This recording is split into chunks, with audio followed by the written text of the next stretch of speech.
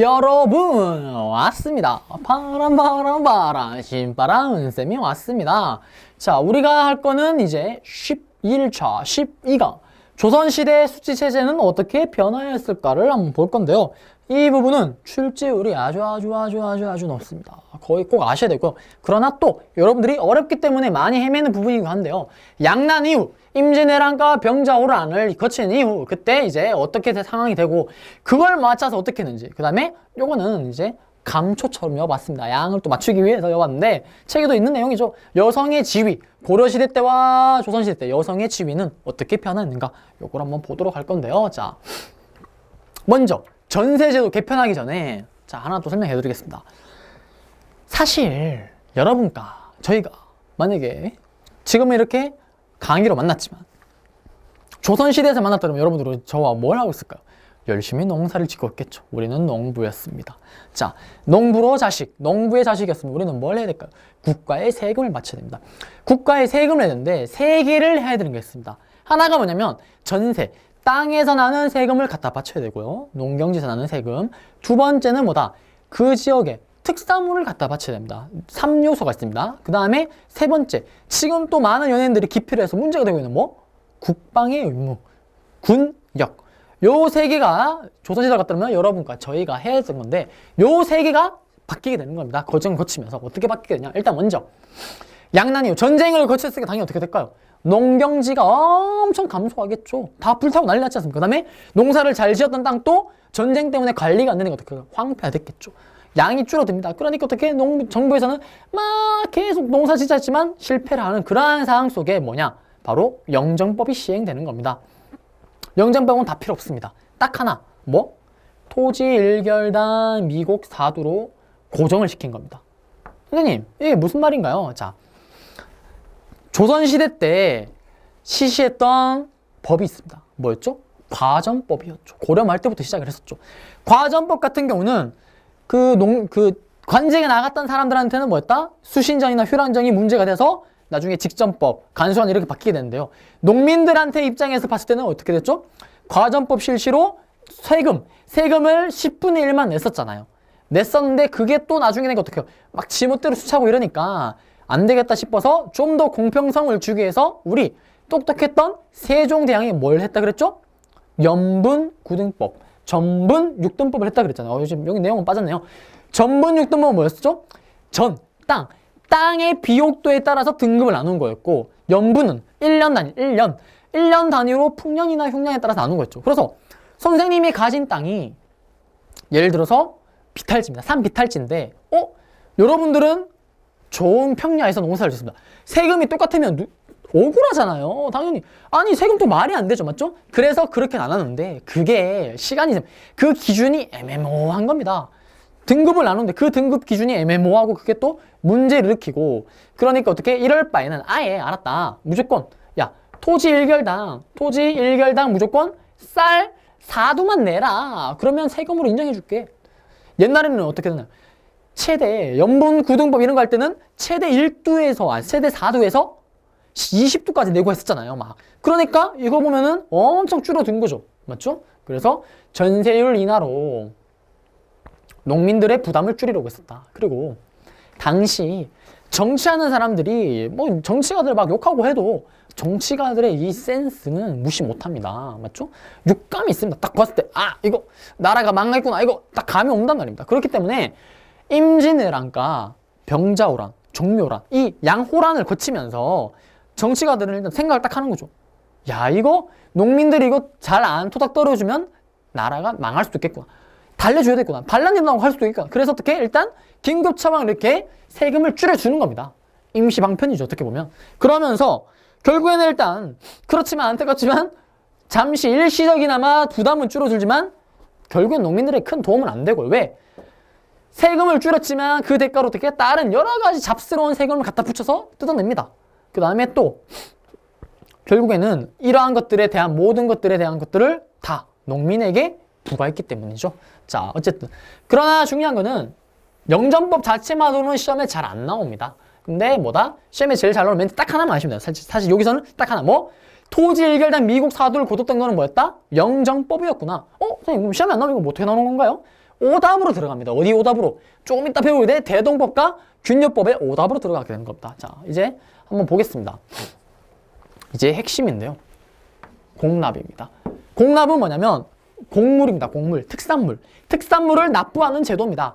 농무라면은 항상 일반 조선의 평민이라면 항상 납부하는 게 뭐? 세 가지 있더랬죠. 토지세 아까 봤었던 전정, 땅에서 나는 세금 낼 수도 있고요.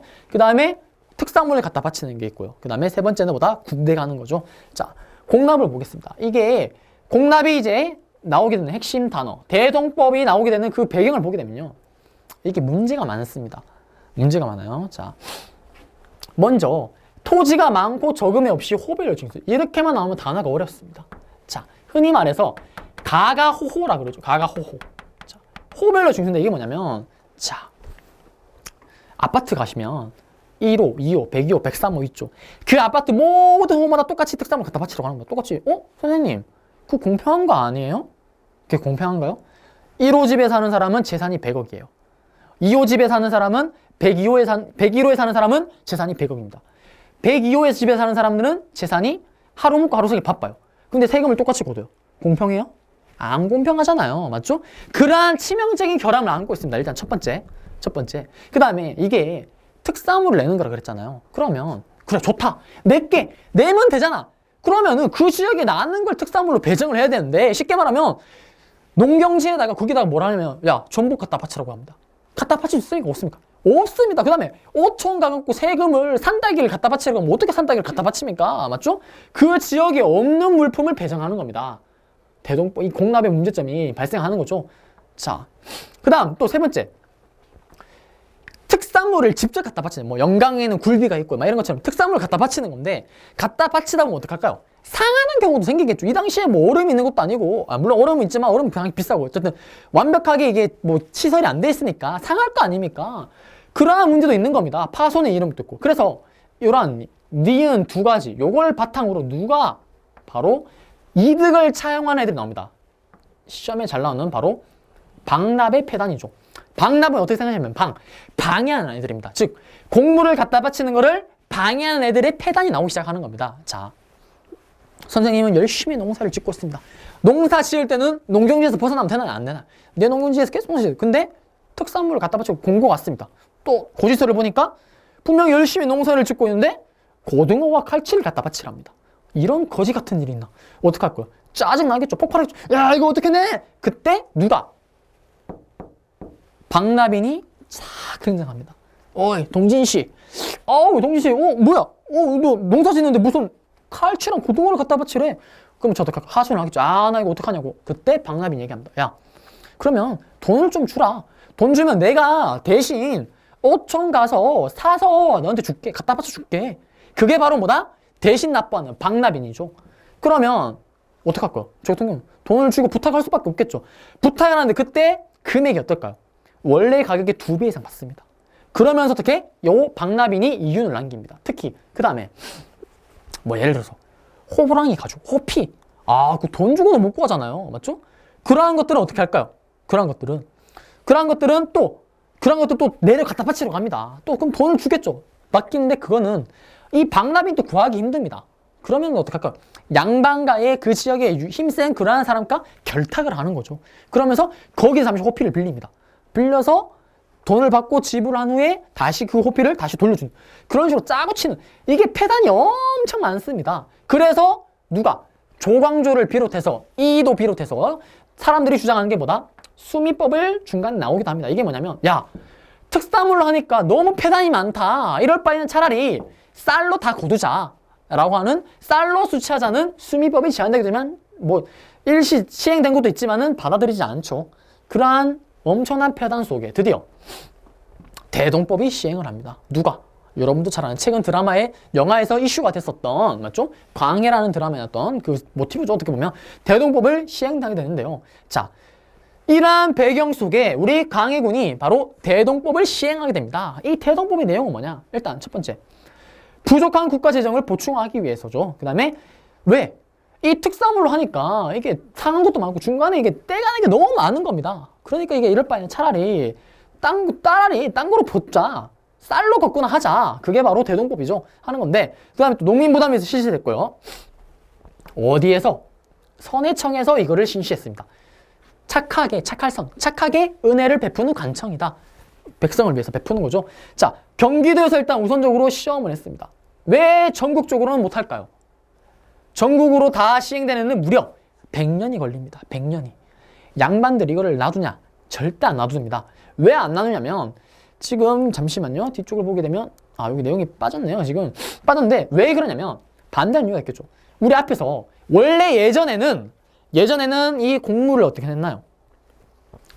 가가호호 뭐 땅 부자든 돈이 많든 재산이 많든 상관없이 무조건 집집마다 똑같이 양반이든 평민이든 집집마다 똑같이 부과를 했었죠. 그렇더라면 이제는 어떻게 하면 이 대동법의 핵심이 뭐냐면 바로 토지 1결당 12두를 거두는 겁니다.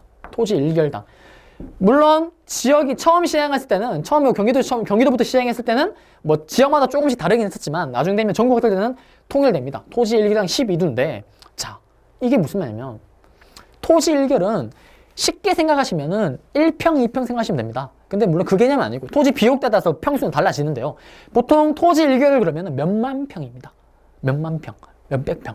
그러면 몇만 평을 가진 사람만 그러니까 1만 평이 있으면은 12두를 내는 겁니다. 2만 평이 있으면은 24두를 내는 거 이런 식입니다. 그러면 여기서 핵심이 뭘까요? 땅을 가진 사람만 내는 거죠. 앞에는 뭐였습니까? 땅 필요 없죠. 집집마다 가가호호 101호, 102호, 103호, 106호, 202호 집집마다 똑같이 냈더라면 이제는 뭐다? 땅을 1결당 토지를 1결 가진 사람마다 2결 가지면 2결만큼 가진 사람마다 세금을 내는 거잖아요. 이 말인즉 핵심이 뭔가요? 땅이 없으면 세금을 내나요? 안 내나요? 지금? 안 내죠. 그리고 토지 1결 같으면 아까 말했듯이 엄청난 평입니다. 그러면 이렇게 가진 사람은 다 대충 누굴까요? 양반 지주겠죠. 여러분들 지금 또 돈 많은 사람 세금 안 내려고 난리치고 똑같습니다. 세금 안 내려고 할 거 아니고 원래 내던 것도 아니고 원래 안 내던 걸 내야 되는데 반발이 엄청 심하겠죠. 그래서 어떻게 된다? 무려 100년이나 걸립니다. 100년이나. 그 다음에 모든 지역은 아니고요. 함경도와 평안도와 제주도는 대동법에서 뺍니다.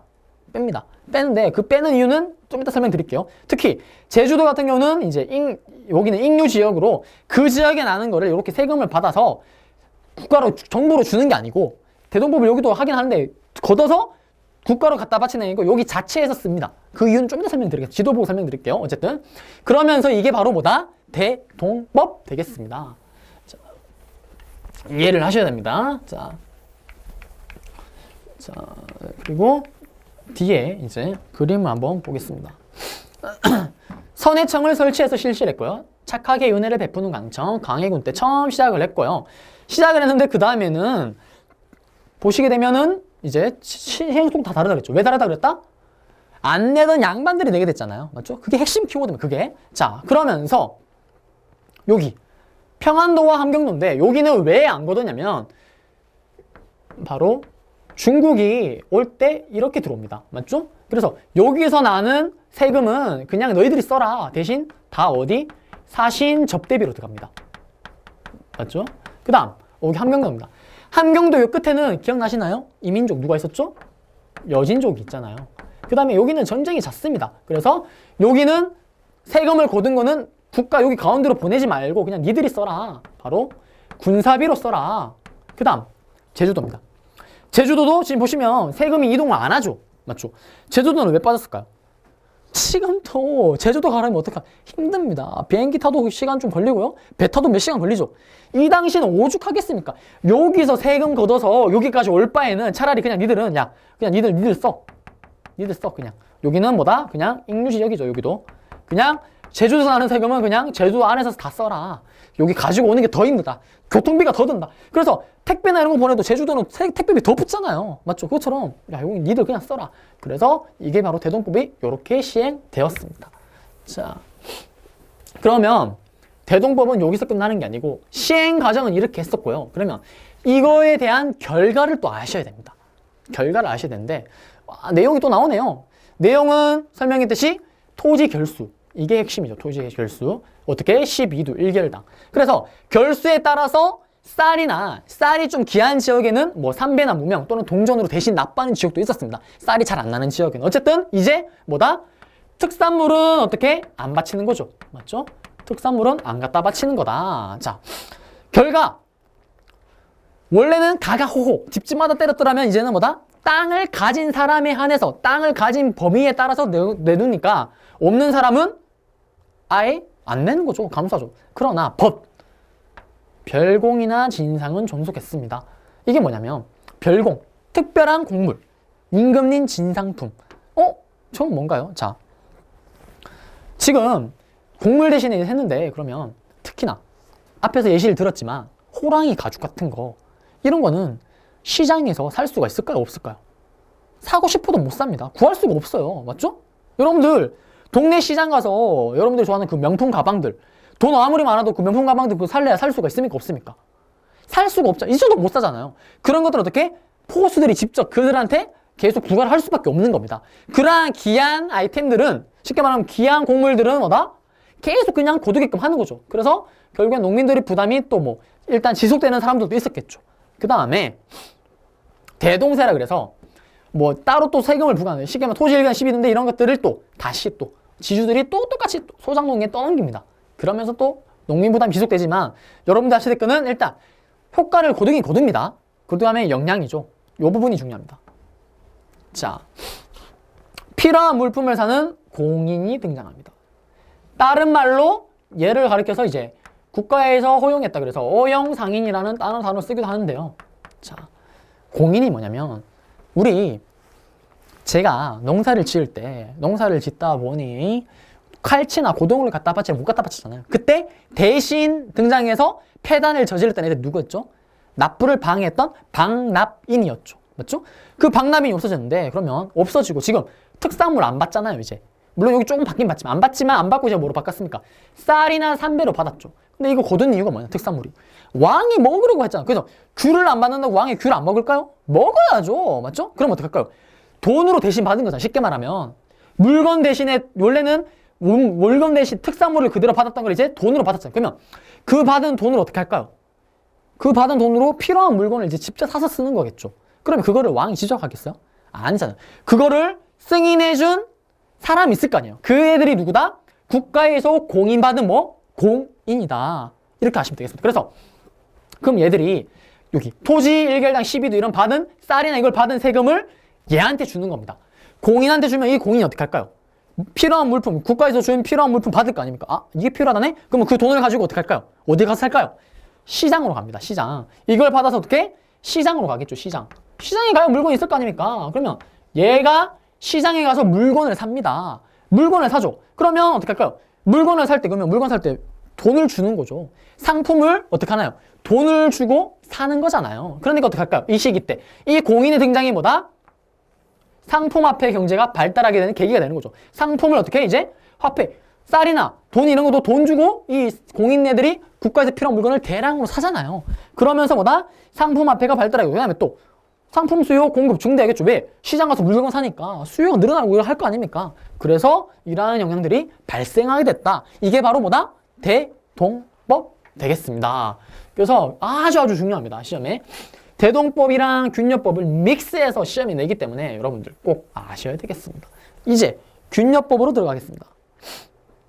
자, 군역 제도도 알아야 되는데 군역은 역에는 두 종류가 있습니다. 역에는 요역과 그 다음에 군역이 있습니다. 자, 16세부터 60세 사이에 정말 남자라는 정말 남자라면 기본적으로 가야 되는 건데요. 이 요역을 보게 되면 군역은 우리 말하는 진짜 군사훈련입니다. 군사활동이고 요역은 국가 건물 짓는 거. 예를 들어서 궁궐을 짓는다거나 아니면 국가의 도로를 짓는 이런 거 할 때 요역을 통해서 일을 시킵니다. 조선 초기 때는 보시게 되면 완벽하게 철저하게 시킵니다. 농민들은 일체 면제 없이 무조건 다 군대를 질질 끌고 오죠. 그러나 문제는 뭐냐면 여기서 양반은 빠진다는 겁니다. 양반은 이 군역에 부담이 없습니다. 중요한 핵심이죠. 어떻게 보면 양반은 없는데 선생님 양반 없으면 군대가 돌아가나요? 사실 조선 처음 시기만 해도 양반이 전국 구성 비율을 봤을 때 양반이 3%밖에 안 됩니다. 나중에 망할 때 돼야지 조선이 끝날 때쯤 되면은 이제 이제 조선 후기로 가면은 이제 양반이 늘어나죠. 그때 되면 막 쉽게 말하면 개나 소나 다 양반이죠. 왜? 족벌 다 사니까. 처음에는 3%입니다. 그렇기 때문에 얘들 빼도 문제 없습니다. 맞죠? 그래서 가는 건데요.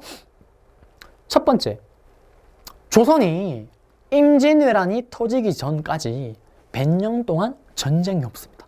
너무 평화롭습니다. 너무 평화로워요. 말했지만 군역과 요역 요 두 군데를 하는데 그러면 군사훈련을 지금 할 필요가 있나요? 없나요? 뭐 전쟁이 나야 훈련 연습을 하고 하죠. 맞죠? 그러니까 여기 군역에서 열심히 군사훈련하는 애들 다 어디로 가냐면 여기로 갑니다. 그래서 이거를 군역의 요역하라고 하는 겁니다. 즉 군사훈련을 하는 사람들이 이제 어떻게? 공사 현장에 투입되는 겁니다. 근데 이 훈련보다 이게 더 힘듭니다. 이게 또 폐단이 많습니다. 왜냐면 돌 같은 거 막 옮기죠. 그 다음에 뭐 거기에 쓰는 재료를 얘들이 직접 부담하고 막 이렇게 합니다. 그래서 폐단이 생기니까 서로 안 가려고 하겠죠. 지금이랑 똑같습니다. 지금 또 군대 가기 싫습니다. 맞죠? 안 가고 싶으면 안 가고 싶잖아요. 맞죠? 그래서 방법이 나오겠죠. 두 가지 방법이 있습니다. 제가 바로 군대를 가야 돼요. 제가 가기 싫어요. 무슨 방법이 있을까요? 바로 나를 대신해서 딴 사람을 갖다 놓으면 되겠죠. 맞죠? 그게 바로 대립제입니다. 불법이죠, 불법. 내 대신에 내보다 더 가난한 사람 나 돈 주고 야, 내 대신 좀 갔다 올래? 솔세야? 가는 겁니다. 그 다음에 또 하나, 또 다이렉트 방법이 있죠. 방군 수포입니다. PR방, 군대 가는 걸 피하기 위해서 바로 갖다 바치는 겁니다. 누구한테? 포를.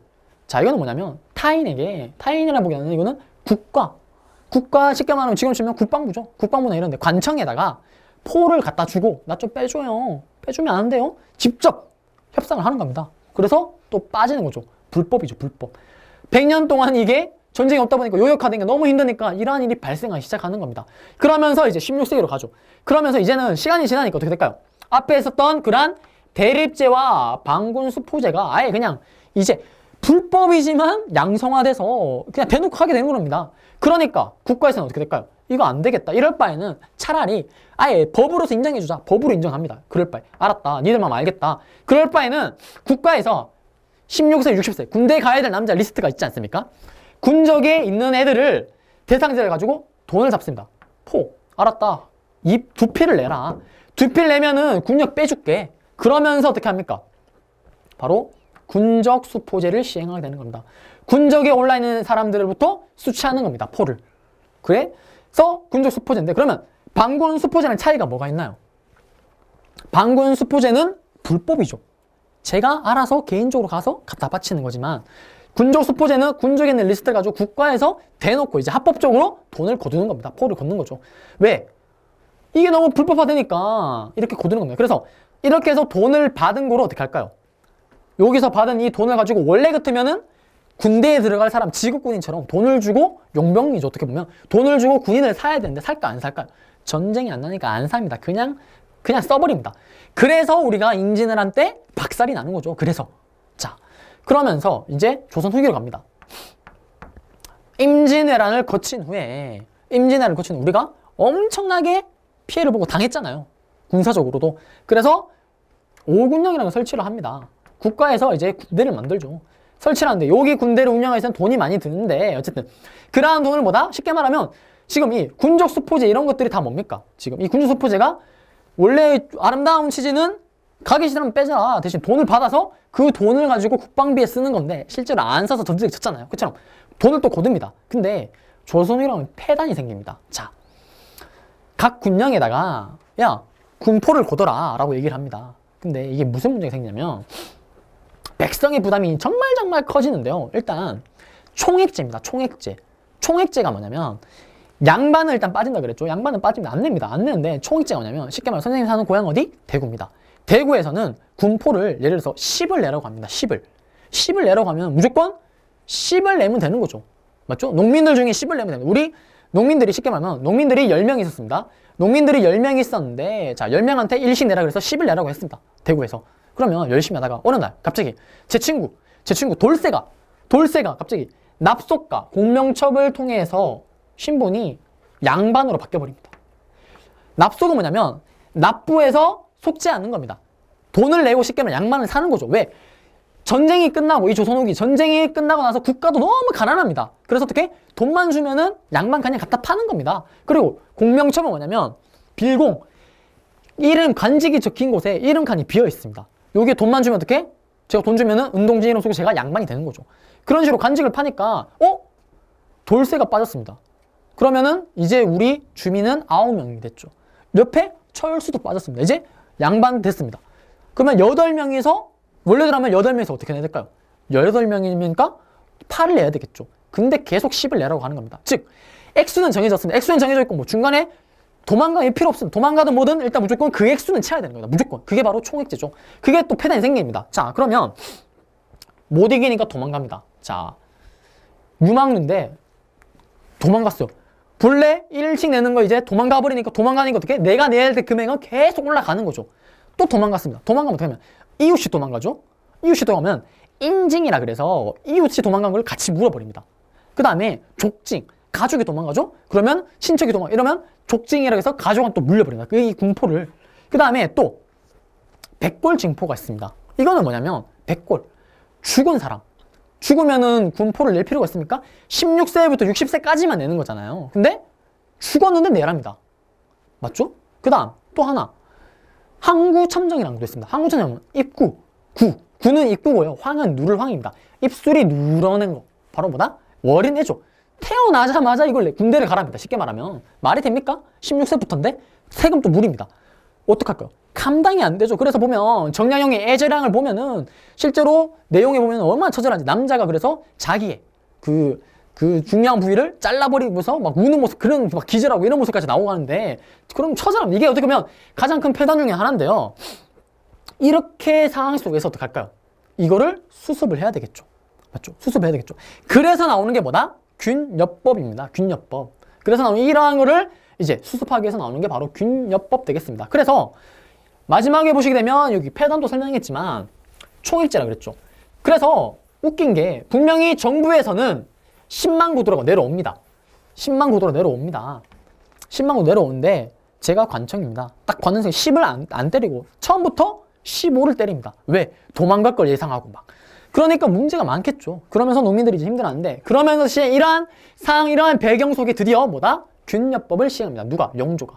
균여법은 의미가 뭐냐면 균등하게 역을 부과하겠다. 원래 취지는 균등하게 역을, 원래는 양반에게도 역을 같이, 양반이든 평민 똑같이 다 역을 대해서 하게 하자라고 했지만 양반들이 어떻게 할까요? 피터면서 반대합니다. 전하, 양반이랑 그 밑에 평민이랑 우리 차이가 이 군역이 역을 하고 안 하고 그 차이인데, 이걸 하게 되면 양반의 차이가 없어진다. 쌍놈이랑 우리가 뭐가 다르냐? 반대를 합니다. 심지어 웃긴 게 가난한 양반들도 반대합니다. 옛날에 돈 없는 이런 가난한 양반들은 대동호발대 찬성합니다. 왜? 땅대로 세금을 내니까. 근데 여기서는 또 반대를 하는 거죠. 그래서 결국 영조가 절충안으로 낸 게 1년에 군포 2필에 3필까지 막 거두는 걸 어떻게 한다? 딱 한 필만 부과를 합니다. 딱 한 필만. 그러면서 어떻게? 여전히 양반은 제외되는 거죠. 그만 시험에는 이게 핵심이죠. 군포를 어떻게? 군포가 나오면 무조건 뭐다? 균여법이죠. 균여법. 맞죠? 균여법 되겠습니다. 자, 그래서 여기 보면 자료 쪽에 보시게 되면 그 균약의 폐단에서 이제 내용이 있습니다. 내용이 있고, 이제 그거는 한번 읽어보셔야 되겠고요. 인진족중도 아까 선생님이 설명했던 책에 보면 있겠고요. 자, 다시 들어가겠습니다. 그러면서 양반은 여전히 빠지게 되는데요. 문제가 있습니다. 세금을 원래 2필이었죠. 원래 거의 2필이었는데 한 필로 줄였습니다. 세금이 어떻게 됐나요, 지금? 무려 50%가 디스카운트 됐습니다. 50%가 DC. 10%도 아니고 20%도 50%. 여러분들 50% 세일한다 그러면 한 장 한 장 눈 뒤피시잖아요. 맞죠? 세금이 50%가 빠지면 어떻게 될까요? 어쩔 수 없이 그 빠진 세금을 충당을 해야지, 또 다른 루트로. 그래서 나옵니다. 그래서 군역법의 핵심은 뭐다? 이렇게 빠진 거를 어떻게 보완을 했냐? 일단 또 제일 만만한 게 뭡니까? 일단 돈 많은 애들 좀 더 내라. 그래서 토지 1결당 2두라고 해서 결장미라는 명목으로 세금을 거둡니다. 지주들에게. 시험에 나오면 이게 나오겠죠.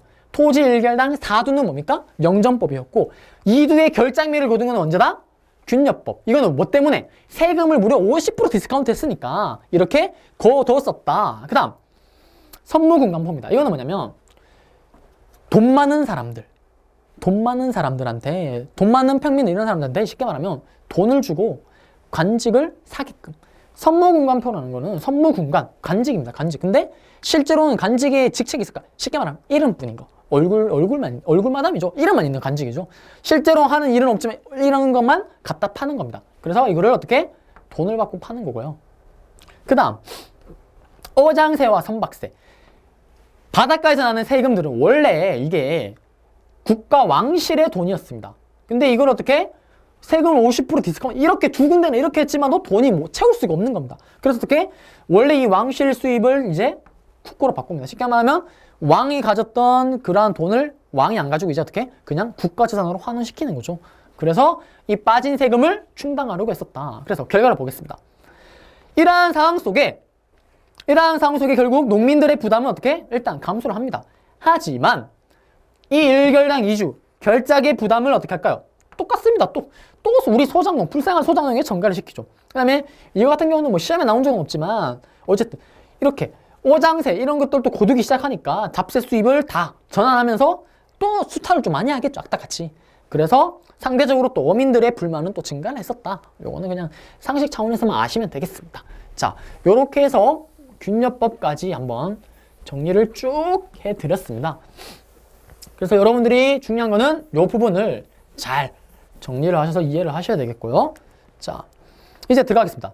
고려시대와 조선시대 쉽습니다. 이 내용은 쉬운데 쉽게 말하면 고려시대 때와 조선시대 때 여성의 차이인데 고려시대는 쉽습니다. 여성의 힘이 엄청 셌습니다. 지금 생각하기에는 조선시대 그러면 여자와 남자는 따로 같은 밥상에 밥도 못 먹고 여자는 따로 상처도 먹고 지금도 그렇잖아요. 제사 지낼 때 제사 안 지내는 집도 있겠지만 제사 지내면은 여자들이 같이 제사를 지냅니까? 안 지내죠. 밖에 따로 있잖아요. 제사 끝나고 들어가서 절을 한다 이러잖아요. 그것처럼 그러한 모습이 나온 건 언제냐면 조선 중기입니다. 17세기 이후. 쉽게 말하면 그거죠. 전쟁 때 우리가 완전 깨졌잖아요. 두 번 다. 특히 호란 때는 완전 삼전도의 굴욕처럼 깨지니까 그 깨지면서 상처받은 자존심을 어떻게?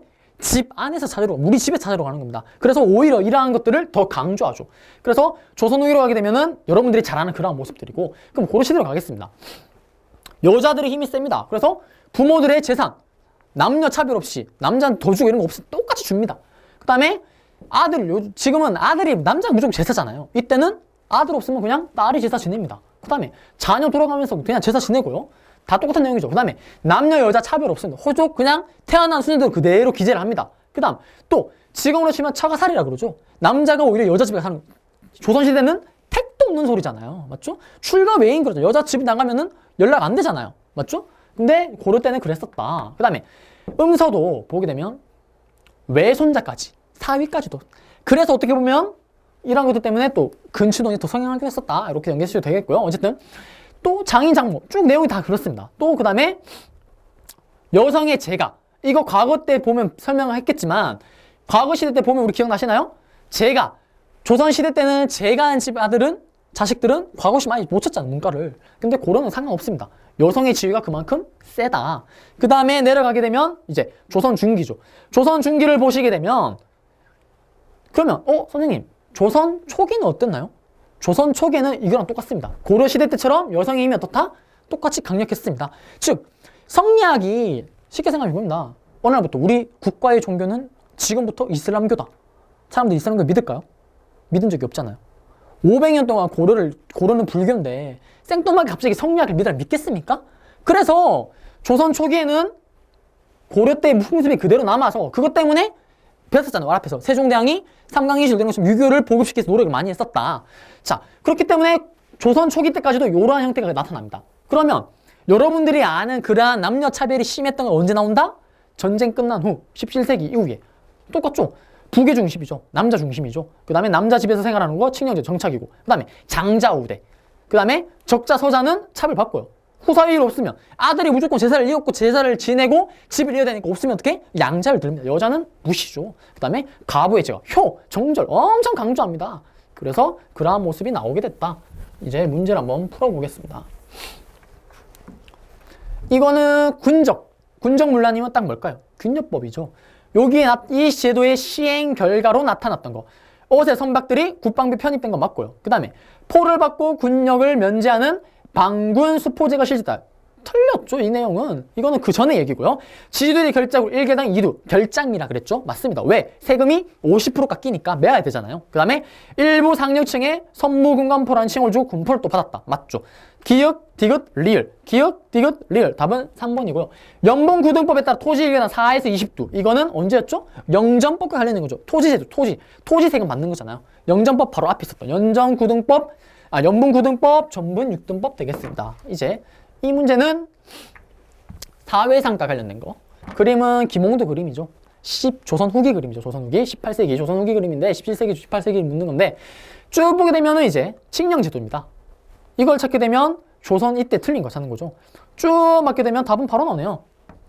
아들과 딸의 균등상속. 아니죠. 장자 우리 남자잖아, 남자. 조선 후기는. 그러니까 나머지 내용 다 맞는 얘기죠. 그래서 답을 찾게 되면 답은 1번 되겠습니다. 자, 이렇게 해서 또 빠르게 또 이번 또 강의도 끝냈는데 이 12강 같은 경우는 여성 쪽도 생각보다 외우기 쉽습니다. 근데 시험 문제 잘 나옵니다. 중요한 건 뭐다? 고려부터 조선 초기까지도 여성의 지위는 강했다. 그 다음에 대동법 영전법은 꼭 구분하셔야 되고요. 영전법이랑 같이 세 개에서 중요합니다. 시험에 거의 잘 나오니까 거의 나온다 보시니까 한 문제 꼭 출제됩니다. 그렇기 때문에 꼭 정리하셨으면 좋겠습니다. 이상으로 강의를 또 마치고 저는 다음 강의에서 여러분들을 뵙도록 하겠습니다. 여러분들 고생하셨습니다.